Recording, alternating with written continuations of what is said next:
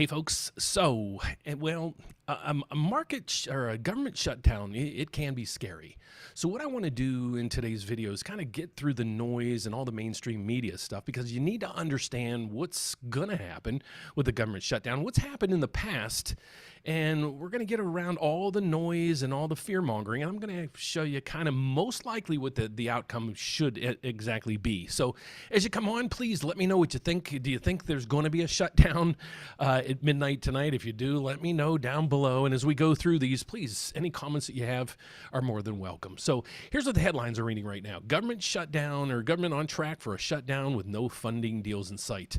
If you watch this morning's video, I went over some mortgage programs that might be in jeopardy of actually closing on their loans. If you're looking at a VA loan, there might be some mortgage programs there that are going to be hard to get.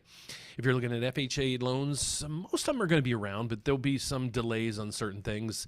And if you need anything from the IRS, it's usually pretty difficult to get in the first place. It's even going to be harder now. So if you're self-employed and you need something from them, God bless you, trying to get those. So what I wanted to try to do today is kind of explain to you what most likely is going to happen into stocks, bonds, cryptocurrencies, and even if you're a homeowner watching this video, what should you do? Should you put off that home buying? Should you refinance now? What should you do? So these are the questions I hope to tackle in today's video. So let's get over to it.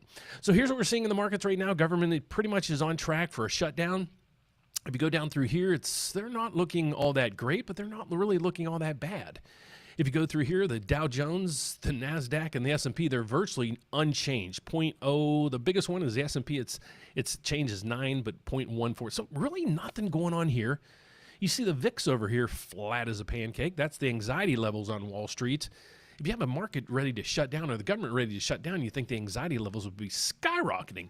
Let's go to oil, because we usually focus in on oil to see, what this is doing to inflation, and it's in check. So let's kind of dive into what's happening behind the scenes. Mortgage rates are coming down. But here's what I want to tackle in today's news. How do you invest in this kind of market? And don't you wish, the caption we're going to go over today is how to dollar cost average. I'm going to show you how, you just set aside a certain amount, in your budget and just invest it each month. We're going to go through this caption. It is on a blog section that we have on our website. I'm going to go through this, but I'm also going to go over and show you guys what happened in the past when we had certain other events that took place, like the 2000 bubble when it comes to the internet and the real estate crash that we had as well. So let's get over and tackle this first. If you're looking to invest, the most prudent way I would do this to avoid all the market volatilities is this. We call it dollar cost averaging. Let's go over what's going to happen in most cases and why it's going to play a key role in all this. So with a government shutdown, here's what most likely is going to happen. Shutdown historically ends. It's going to end at some point, and the markets will normalize. Focus on your long-term plans, not short-term plans. Same thing if you're looking to buy a house.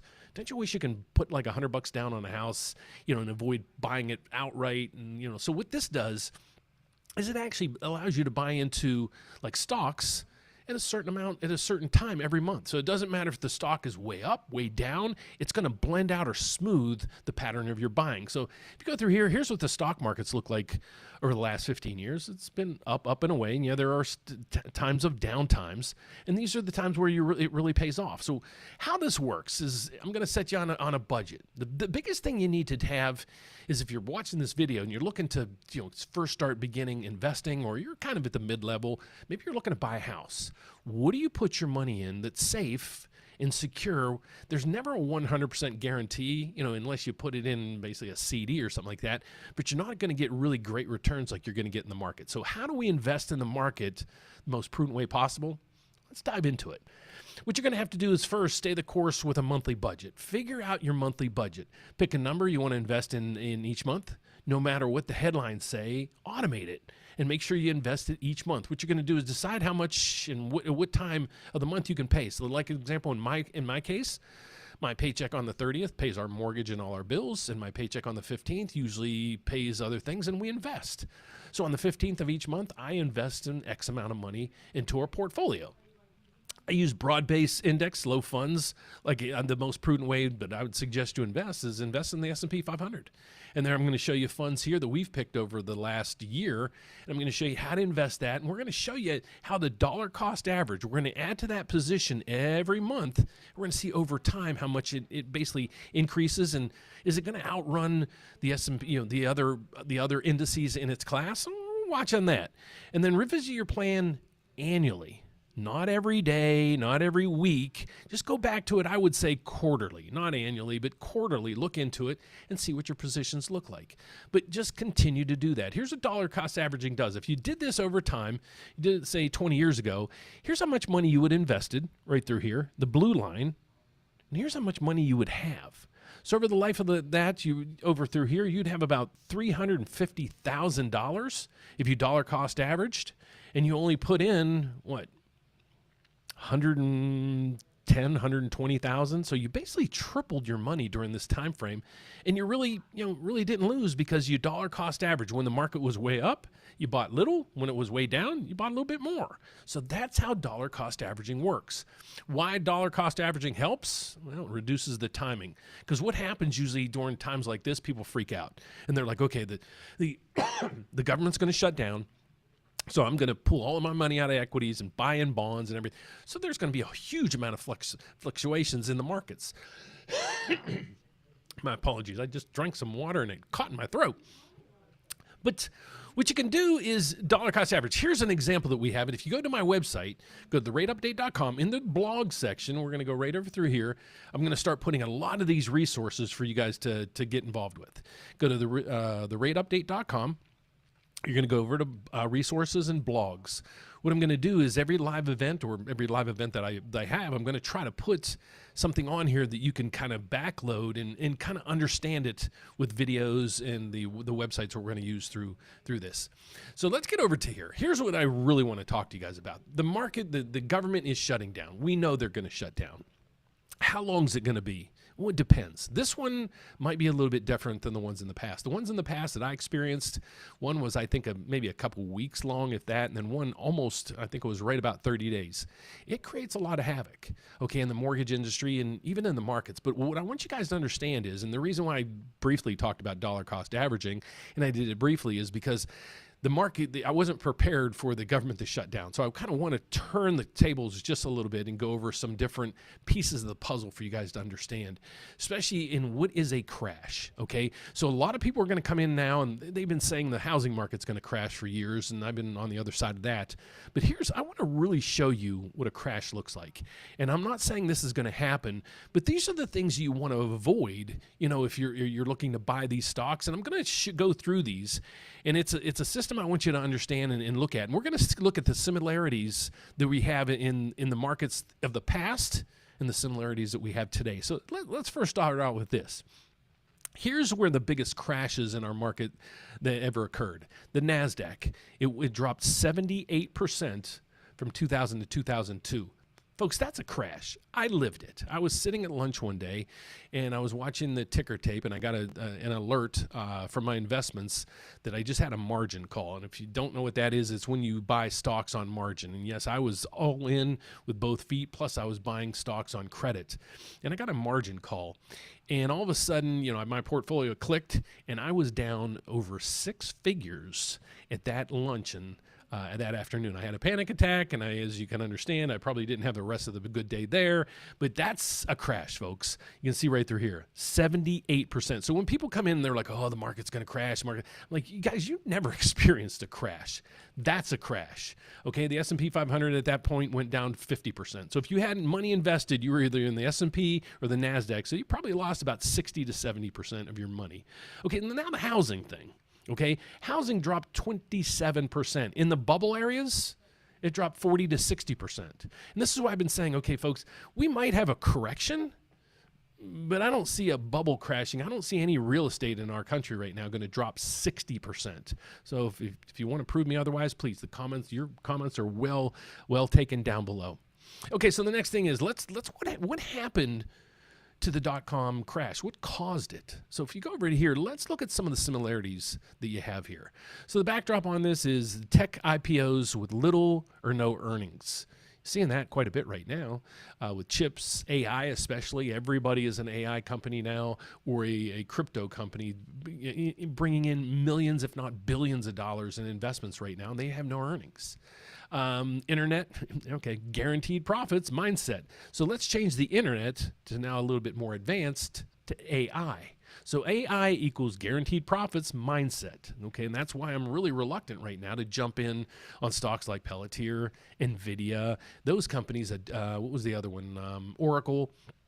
Those are the companies that, maybe you get into it with a position of dollar cost averaging. Kind of the same thing with Bitcoin. It's hard to get into a new position in Bitcoin when it's $120,000 a Bitcoin. So 15th of each month, what I do is I put $250 into Bitcoin each month on the 15th. That's what I do. I'm not advising you guys what to do. I only do this for entertainment and educational purposes only. So don't trade or do anything of what I do. Just use this to help you guys understand the markets, okay? Let's go down through here. The tech bubble, NASDAQ dropped 78%. Dow Jones was down 38%. So you can see you lost, if you were invested at all, you lost at least 50% of your money. It's scary times. Okay, so now let's go down to the housing bubble. Okay, this is that piece of the puzzle where everybody's like, okay, it's going to be the housing bubble again, going to be the housing. They've been talking about for the last five years. Well, what happened? What caused the housing bubble? We know it caused the dot-com bubble. We just went through all those three big reasons there.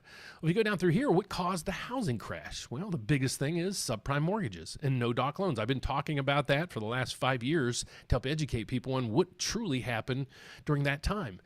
Speculation in real estate, people just kept buying and buying. You can't lose money in real estate. Well, people were proven wrong on that one. And then prices far exceeded the income levels. And we're seeing that right now in this market right now. But we don't have these loans. These loans no longer exist. And the speculation in the market's pretty much been out of the circulation over the last 3 years since the rates kind of trickled up since when they were in the 3 and 4% range, and they popped to 8%. And that kind of halted that market. So we had bubbles at that time. Markets saw 50, 60% to depreciation in California, Nevada, Florida, Arizona. But the Midwest, we dropped 10, 15%, and then it didn't take us that long to recover. But that's what happened. So here's what I'm trying to help you guys understand. Why these are true crashes. They were way, way, way double digit. They played over a series of years, not months. You know how all these people come in, well, in 30 days, we're going to have the biggest crash ever. Well, folks, it takes years for that to happen. And there has to be a purpose behind it. And then it might take up to decades to recover from all this. So, what do you need to do? Diversify.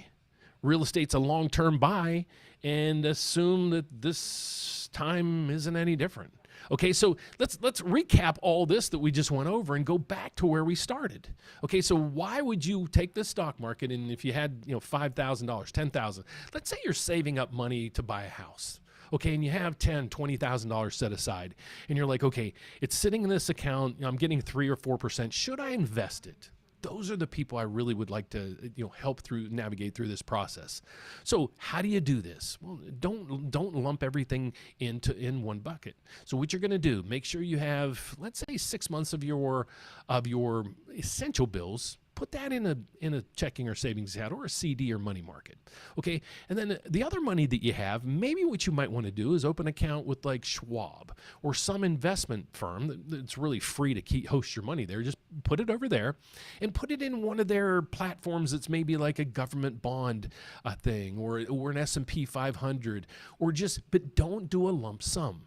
Move your money over there, put it into a money market account, and then every 2 weeks, maybe if you have a lump sum there, is add into your positions. So as the market maybe comes down, you're getting more stocks. As the market starts moving up, you'll get less, but you're still having a position in those areas. I wish we would be able to do that with real estate. But unfortunately, when you buy a house, you buy it, and then it's like, okay, now what do I do? So let's move over now to anybody out there that's might own a home. And you might think of, what do I do now? So the biggest thing I want to help people understand now is the refinance process. And if you're here for just stocks, bonds, cryptocurrencies, there's a reason why I'm getting into the real estate, because hopefully that's a goal of yours one day. I'm still a proponent of real estate is one of the best wealth creators that we've ever had. And that's why I own real estate as well. So what is real estate going to do during this time frame? And, what are the expectations where mortgage rates are going? So let's kind of move down that avenue a little bit. The first thing I want to really go over with you guys is the housing market's going to be, or is, almost completely dependent on rates. So when you see rates coming down, as we saw over the last 30, 45 days, you're going to see a lot more activity in the housing market. And that is a fact, and I can prove it here on our analytics. But the problem now is that the Fed was on the fence. They cut rates once, and then it's like, okay, are they going to cut again? How many cuts are they going to be? Because mortgage rates are the pendulum right now of what's going to happen with real estate. So if you go over to right there here, here's what we really want to focus in on. Federal Reserve, more members of the Federal Reserve are now coming out saying they're in favor of rate cuts, okay? We have a frozen jobs market. We just had this posted today, so if you don't believe me, there's the date right down through there. So we have a frozen jobs market. We have an economy that's not all that bad, and tariffs are coming down the pike, and they're not as scary as we were told, back in March and April. So a lot of those pieces of the puzzle are coming down and actually working out pretty well. So now we have the government shutdown. So here's the expectations on that. And folks, I've been doing this for over 30 years. I've saw two of these in the past, and hopefully I can bring up a chart that I can show you guys some of this, but no, I guess I can't. Let me go back to here. Let's go to the economic calendar. The Federal Reserve, when they announced last week or the week before that they were going to cut rates, the biggest catalyst for that was jobs. They said, we know inflation's going to tick up a little bit, and it'll be a one-time offer where it'll blend through the system as more and more tariffs get activated. But our biggest concern right now is the jobs market. Well, this week we were going to have a slew of information in regards to the jobs market. We got the JOLT index today, which was probably the last financial reading we'll get from the government, and it actually showed pretty good job market right here with job openings and labor transfers up to 7.2. That's a pretty good number. Confidence, like I expected, it crumbled. Last reading was almost 98. It went down to 94.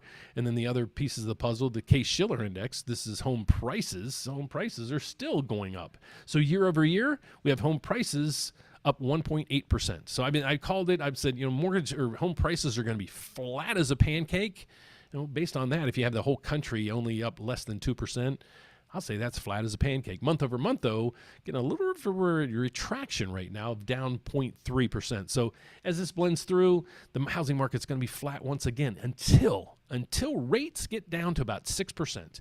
When you see 6% on mortgage rates, you're going to see a whole new facet of people coming back into the housing market because there is pent-up demand. If you don't believe me, look what happened at the last reading on home prices or home sales when rates just started to come down. So my expectations is next year, probably about this time, we might be in the high 5 range. And but I'm thinking in the next spring that the housing market's going to be pretty good based on a lot of this information. So you might want to say, Dan, the government's shutting down. I know it's going to shut down, folks. My expectations are it might last a little bit longer maybe than usual. But what I think is they're going to come together pretty darn quick, because I don't think there's much of a division there as the mainstream media is really showing us. But one party just has to say to the other party, no, it's your fault, and it's your fault, and your fault. And then they'll come together in a couple weeks. Everything will get resolved. People get paid. The biggest dilemma I have right now is how many people might get let go, or I don't know if they're going to fire them, but President Trump said if there is a shutdown, he's going to start purging more and more departments. So that could add to the unemployment rates. But again, over time, you're going to see this lapse. And there was a chart that I had here. Let me go down through here and see if it's at the top up here. Nope, it is not there.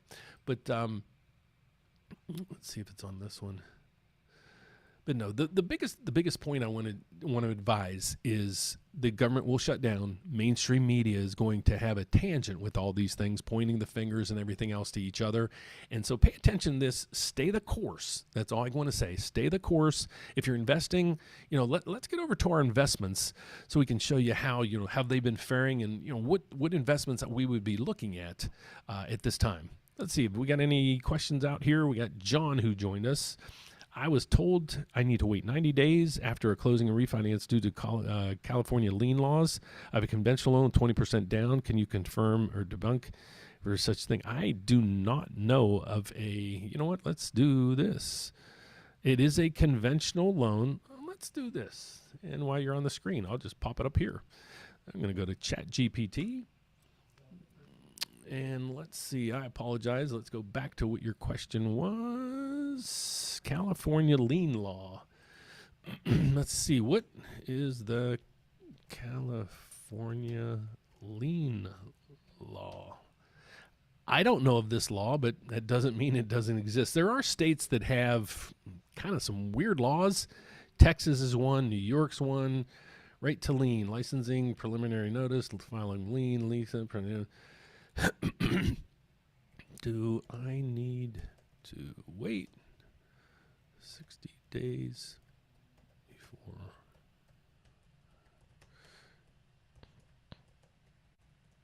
loan in California? See, I don't know the answers to all these either, so this is where it's short. No, California law does not require you to wait. So this is the crap that people tell you. So there's the answer, John, if you wanted to find that. I don't think unless this is not finding it out, no, there's no 60-day law, and there's no 60-day law. I don't think there's going to be any 90-day law. So yeah, if you want to reach out to us, I'd love to be able to help you.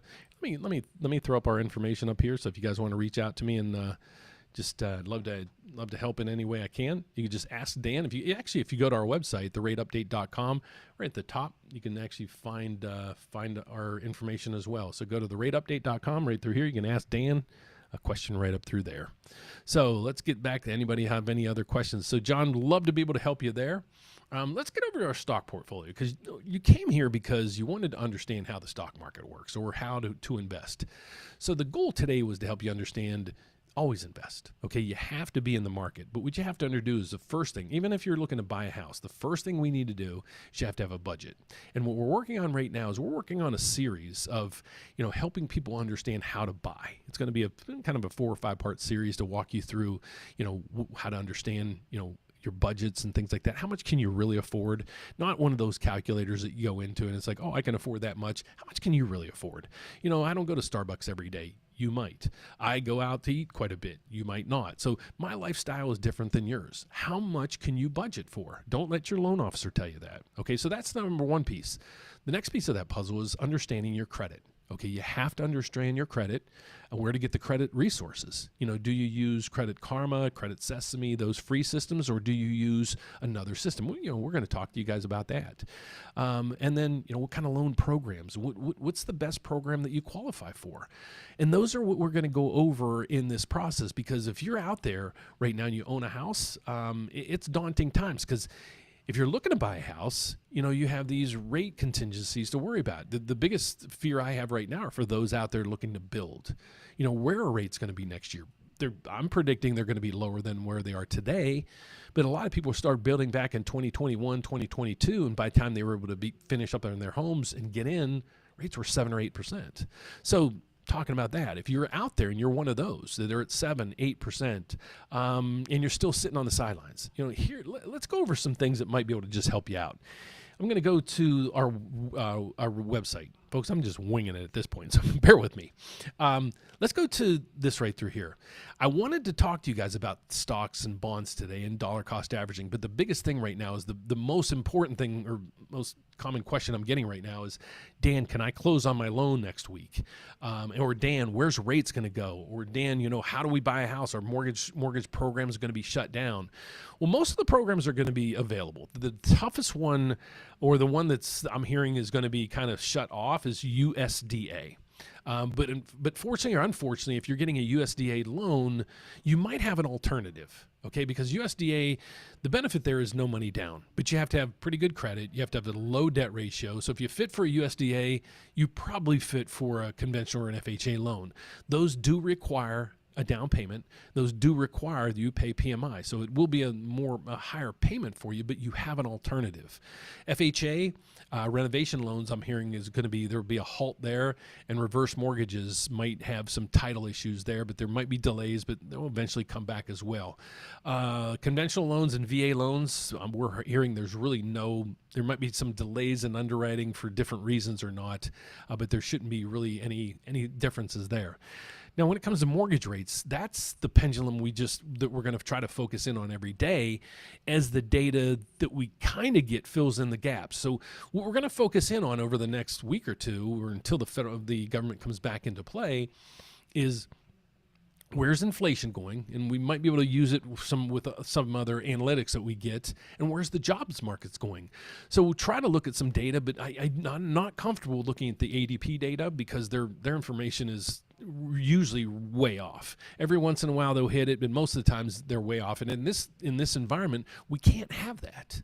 Okay, so let's go back to this. If you're a homeowner right now and you're at a rate of, who knows, let's say 7.5, and you're like, or 7.25, and you're like, Dan, I'm just waiting for those to go down just a little bit more. Well, folks, I don't know if they're going to go down a little bit more. And the concern we have is, with all this going on, can they possibly go up? Because I did a video last night saying, here's all the things that could cause mortgage rates to go to 7%.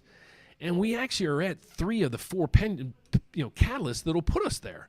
So do me a favor, do this. Go into the rate update, and go to our calculators. I apologize. Let's go back to square one. Let's go to the rateupdate.com. I just want to show you guys where we are. And there's a lot of tools here for you guys. We included this RateWatch tool. It's completely different than what we had. It's pending. It's going through like an audit check right now. As soon as that clears, this will be posted. It's going to be a pretty cool site for you to be able to put in your information. So here's what we're going to do. In this tab, what we're going to do is you're going to be able to provide me the information in regards to your mortgage. Okay, so let's say you're at 7%. You're like, Dan, I really don't know what rate saves me a lot of money or would really make sense. Well, I got a few things. Give us a call. Schedule a consultation with me. You can do all that down below, or just run some numbers on your own. So what you could do is go to the rate update. You're going to go right through here. And you're going to go to all the calculators. And which one I want you to use is used in videos, because this is the one I use all the time in our RateWatch videos that we're going to have tomorrow. Alan and I will be live tomorrow to show you how we compare your loan to over 30 different lenders. So this one says, should I refinance? So just plug in your numbers. So here's probably somebody we just had, $547,000. There's 7.125. Let's go and fill in the gaps here. $547,000. If this is their original loan amount, then this one's probably a little bit lower. Let's just go take it down, I don't know, $5,000. 542 or 2. Okay, it's going to cost them, let's say it's $5,000 to refinance. We're going to pay this included in the loan. We're going to get them a 6.375 rate, and here's the new loan. So what would this do for these clients? Well, they're going to save almost $300 a month right through here. The cool thing is their break-even point, well, in this one, it's 18 months. So would I do this? Probably not. I would wait for rates to come down a little bit more, or see what your costs are. Let's say, for example, this is a loan that you don't need an appraisal and all you need is title fees. Your title fees might be $1,200 plus a credit report. So let's go $2,000 all in. Would it be worth it then? Well, let's look at it now. You save $300 a month. Your break-even point is 6 months. Would I do it? Absolutely, I'd do it. Because after 6 months, if rates continue to go down, let's say a year from now you can get 5.5. Well, let's go 5.5. How much savings would you have there? But the reason why you don't want to wait is, let's say that rates don't go to 5.5%. You're wasting $300 a month by putting it, sending it into the bank that you're currently with and giving them more interest. So you're going to pad their profit margins while they're taking it out of your pocket. Think of it like Monopoly. The game of Monopoly is, think about it. You're trying to get at the end of the game, all the money on your side of the equation. So if you're shelling out $300 in interest to a bank that doesn't really need it, you can put it back in your pocket. why not look to refinance? So that is that part of the equation. So let's go over and I'll give you my expectations or what's going to happen in the market: stocks, bonds, cryptocurrencies, and real estate. So my thoughts on real estate will go kind of backwards. It's going to be flat as a pancake. We need the pendulum of 6.25% to 6% interest rates for mortgage activity to really start up. Most people are sitting at probably low sevens right now, high sixes on rates. So there are really not a lot of people refinancing. They've probably hopefully locked in and already did that. If you haven't, please reach out to us as soon as you can. The bond market short term might, give us a little bit of a reprieve. I'm not thinking so, but let's get over to the bond market. Nope. It's flat as a pancake today. We started basically here, we're basically minus 0.01 for the day. My expectations are that's going to kind of stay the course with that as well. We're going to need more data. Like the Federal Reserve needs more data to figure out if they're going to cut rates or not. Well, the markets are looking for the same thing because they want to see what's the Federal Reserve's most likely. Are they going to cut? Where interest rates going to go down? Because interest rate for corporations kind of like to play the same role as they do for you and I. Those loans that these corporations have to take out, corporate loans, they have to sell bonds, things like that, it is more expensive. So as rates come down, they're saving money as well. So they're waiting for the Fed to make a decision. But until we have the data for the Fed to do just that, we might be stuck in these ranges for now until there's a next catalyst to push us to that next pendulum. So this could get ugly. If the longer this thing draws out, the uglier it's going to get. So I'll be back each day to explain to you guys what's going on with all this and the whys behind it. Look at this one. Spirit Airline touts massive progress in bankruptcy. So let's recap this with this. Let's get over to our stock portfolio. Here's what I want you guys to understand. Each week we come in here and I post in and we talk about investments and what they are and how to look at investments and so forth. What I want you guys to do today is just work on that budget. Work on the budget that we talked about at the beginning. And just because the biggest piece of this plan is you have to figure out, how much of a budget you can afford to get you where you're going to get to the next level. Okay, it doesn't matter if you're looking to invest or you're looking to buy a home. You have to know what your budget is to figure out each one of those. So this one we have we have calculators and things like this to this, but let's go back to here. Here's where mortgage rates are. There's no reason for them to really kind of go outside the range of where they are now. But so my forecast is midterm and even going out until we have a resolution to this government thing shutdown, we're going to see 6.25 to 6.5, basically until there's another catalyst to basically move us to the next level. When you start talking about stocks, I don't think there's really anything here. If you look at the earnings reports, there's not a lot of big earnings coming down the pike. So I think the markets are also going to kind of stand on standby to see how this progresses through the system. But it was kind of nice to see this come through today. Trump and the Pfizer agreements.